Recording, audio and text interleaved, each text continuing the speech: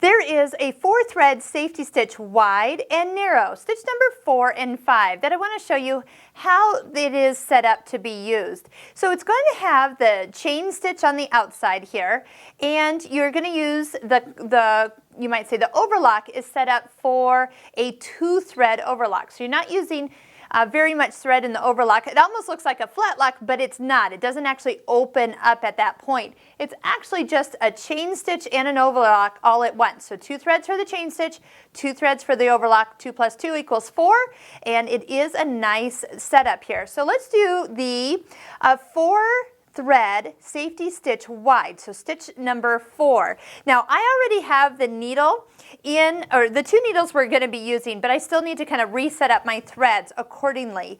So I'm using the needle D, as it's said here, so that's in the cover stitch position.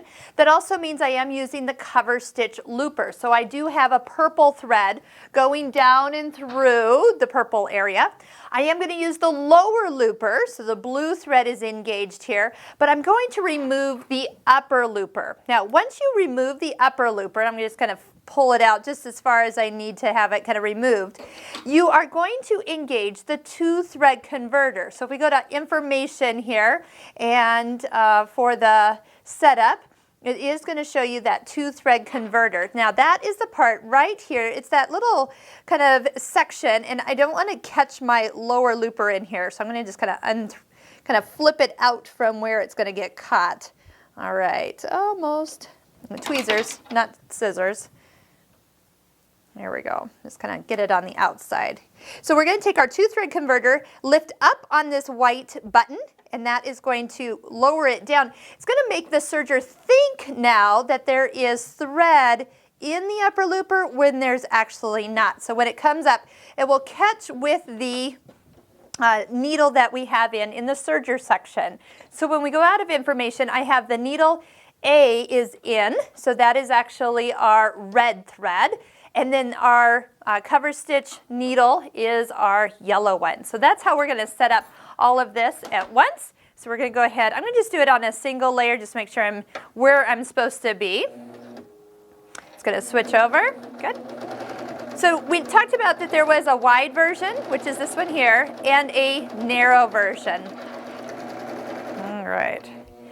So if we did the narrow version, so isn't that nice how that comes out? So this can be a serge seam as well. And I might adjust that just a little bit so that red thread and blue thread come together a little bit closer to the edge. It just puts a lot less threads in through your serger. Instead of, it's kind of like a 5-thread, but without 5 threads. It's 4-thread. So let's just go ahead. Let's sew it like it is actually a seam here.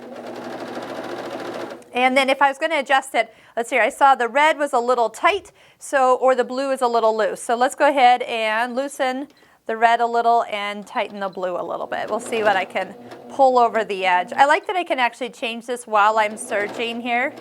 Oh, there we go. Now I can see the red edge coming right along there. All right. So that is the seam that we're going to get. That is the construction seam. And it is a great seam for joining those edges together and give you a deeper construction seam. So that is the 4-thread safety stitch wide.